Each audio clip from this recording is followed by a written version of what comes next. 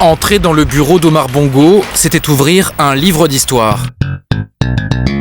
Sur les murs, toute la Ve République et un air de France-Afrique. Pompidou, Giscard, Mitterrand et Chirac.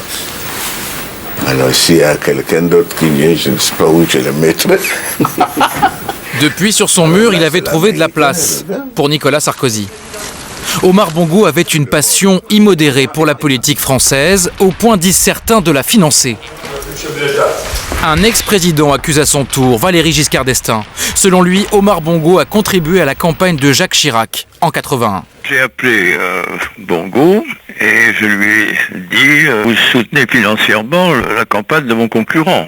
Alors il y a eu un temps mort que j'entends encore et il m'a dit « Ah, vous le savez ». Ce qui était merveilleux. Hein. Médiocre polémique, rétorque Jacques Chirac et ses proches de l'époque. Je ne l'ai jamais vu distribuer de l'argent. En tous les cas, en ce qui me concerne, ce n'était pas mon cas. Je dirais simplement que ce Giscard d'Estaing, compte tenu des fonctions qu'il a occupées, ne peut pas dire n'importe quoi sans en apporter les preuves. Preuve ou non, la vieille querelle entre deux vieux ennemis relance une vieille affaire. La France-Afrique. Ou comment conforter des régimes dans les anciennes colonies pour mieux servir les intérêts de la France.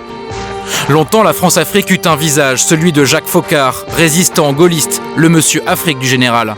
C'est lui qui intronise Omar Bongo, un ancien des services secrets français.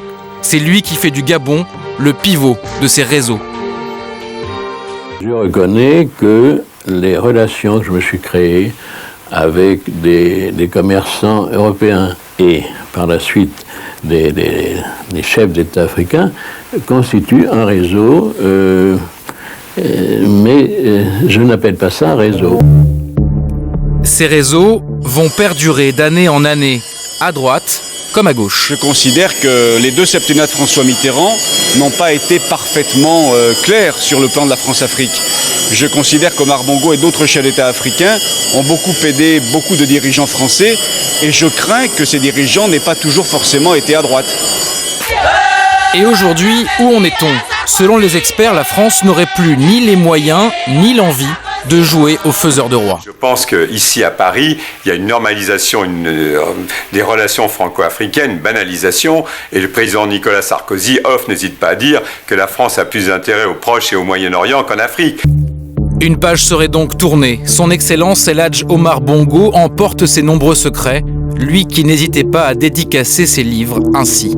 La force du silence est majeure en amitié.